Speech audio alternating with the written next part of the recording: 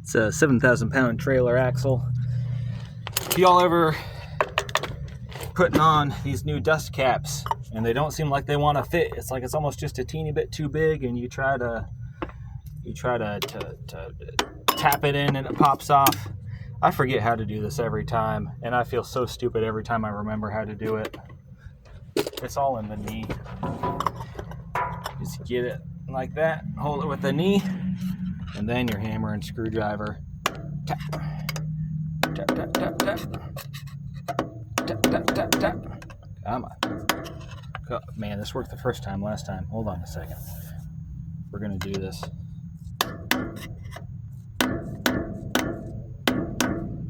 There we go.